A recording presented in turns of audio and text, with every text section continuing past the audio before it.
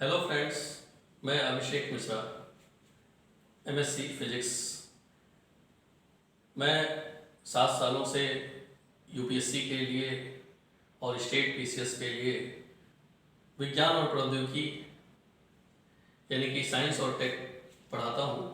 और आज वर्ल्ड के सबसे तेज उभरते हुए ऑनलाइन प्लेटफॉर्म अनअकैडमी के साथ आप मेरे साथ हैं, जहाँ पर मैं आपको यूपीएससी में और स्टेट पीसीएस में बहुत सारे प्रश्न जिस टॉपिक से आते हैं उसको कवर करने जा रहा हूँ, जिसका नाम है तरंग,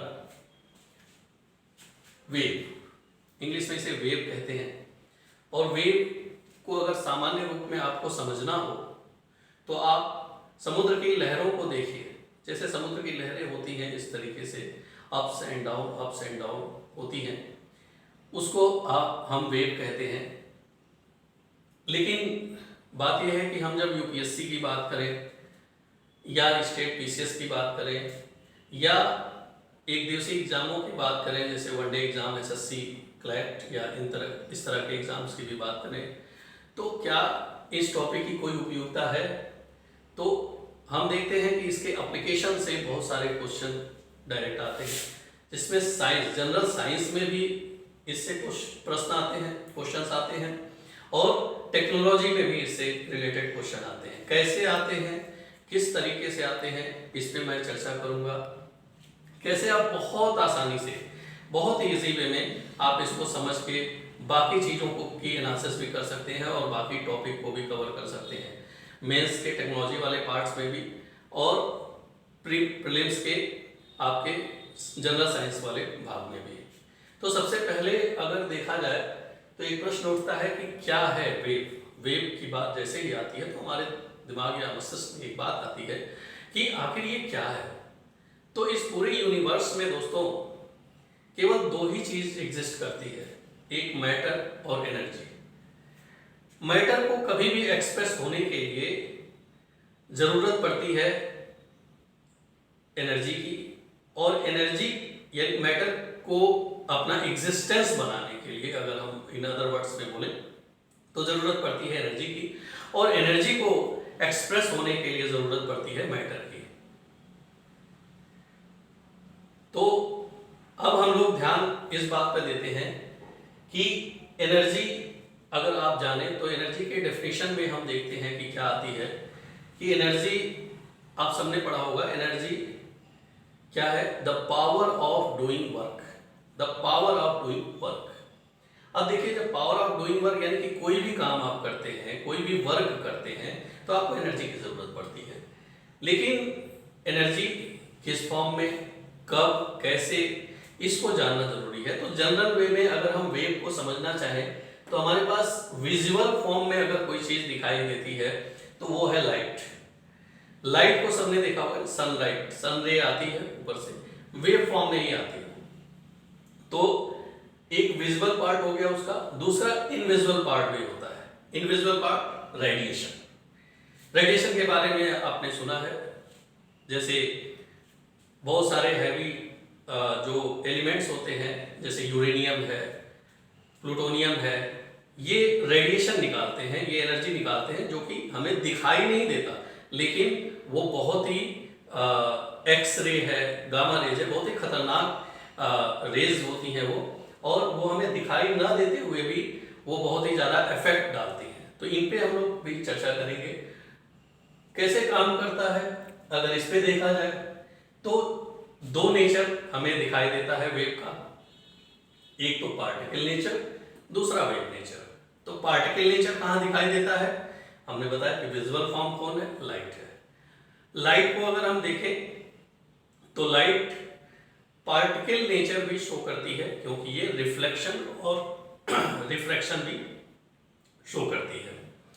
रिफ्लेक्शन और रिफ्रैक्शन का मतलब होता है कि अगर आप किसी भी ऑब्जेक्ट को कहीं भी थ्रो करते हो तो अगर वो बाउंस बैक होके आता है तो वो रिफ्लेक्शन कहलाता है।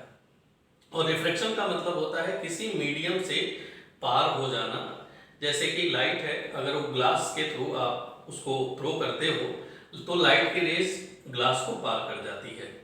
यहाँ पे लेकिन उसके स्पीड में कुछ ना कुछ चेंज जरूर आता है। तो जब हम इस तरीके से देखते हैं कि स्पीड में जब चेंज आ जाए, वेरिएशन आ जाए, तो सॉरी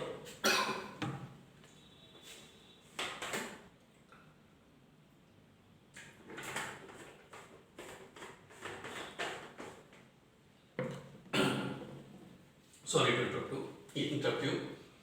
जब स्पीड में वेरिएशन आ जाए तो वहां पे हम कहते हैं कि वो रिफ्रैक्शन है। तो ये नेचर पार्टिकल का भी शो करती है। वेव नेचर जैसा मैंने बताया, gamma rays, radio waves, alpha rays, beta rays, तमाम तरह के जो रेडिएशन है वो सब इसके वेव नेचर में आते हैं। अगर हम यूटिलिटी की बात करें तो संक्षेप में हम अभी चर्चा करेंगे डिटेल में इन सब चीजों पे। अभी हम केवल संक्षेप में आपको बता रहे हैं, शॉर्ट में बता रहे हैं। उपयोगिता की बात करें तो आपने रडार का नाम सुना होगा। आजकल अभी हाल ही में हमारे यहाँ एक डील हुई है जिसे रॉफेल डील का नाम बहुत सुना होगा आपने। तो अगर कहीं भी किसी कंट्री से वार होता है या कोई भी चीज होती है तो हम लोग को लगता है कि सबसे ज्यादा जो यूटिलाइज वो है वो फाइटर प्लेन्स है या मिसाइल्स हैं। बट अगर आप गौर से देखेंगे और डीप में समझने की कोशिश करेंगे तो इन सब के अलावा, ये महत्वपूर्ण तो है ही है, लेकिन इन सब के अलावा दो चीजें बहुत महत्वपूर्ण है, वो है रडार और super computer. Because radar detect करता है कि कहाँ पे किसकी पोजिशनिंग है और उसके एग्जैक्ट लोकेशन को सुपर कंप्यूटर लोकेट करके और मिसाइल को थ्रू करने की कोशिश करता है, यानी कि वहां पे डिस्ट्रॉय करने की कोशिश करता है। तो सुपर कंप्यूटर और रडार का कॉम्बिनेशन अगर आपके पास बेहतर नहीं है, और ये दोनों ही टेक्नोलॉजी काम करती है किस पे, वेव पे, क्योंकि यहाँ पे क्या है, वेव सी होती हैं जो कि चलती है। कैसे काम कर लेती हैं, क्योंकि इनकी जो स्पीड होती है वो कितने 3 लाख किलोमीटर पर सेकेंड की स्पीड होती है। तो आप अर्थ के किसी भी कोने में, और सपोज दैट किसी ने मिसाइल को इग्नाइट किया, यानी कि जब उसको छोड़ने के लिए, प्रोपोगेट कराने के लिए जब उसको प्रोसेस में लाया जाता है तो वहां टेम्परेचर निकलता है, और टेम्परेचर जब निकलता है तो वहां पे उस टेम्परेचर में इंफ्रारेज निकलती है, और इंफ्रारेज जो होती है उनको डिटेक्ट करता है ये रडार, और फिर वहां से सुपर कंप्यूटर को सिग्नल भेज करके और उसके बाद उसको डिटेक्ट किया जाता है और उससे डिस्ट्रॉय करने की कोशिश की जाती है। तो इसके बारे में हम लोग पूरा डिटेल आगे भी देखेंगे। यूपीएससी के लिए कैसे उपयोगी है, तो मैंने आपको जहां तक इनके बारे में बताया। तो आजकल एप्लीकेशन बेस्ड क्वेश्चन पूछे जाते हैं आपसे, और ये पूछा जाता है कि आखिर ये जो नई नई टेक्नोलॉजी आ रही है ये किस सिद्धांत पे काम करती हैं, किस प्रिंसिपल पे काम करती हैं। तो इसके बारे में पूरा डिटेल हम लोग क्वेश्चन लेकर के और क्वेश्चन वाइज हम लोग डिटेल चर्चा करेंगे।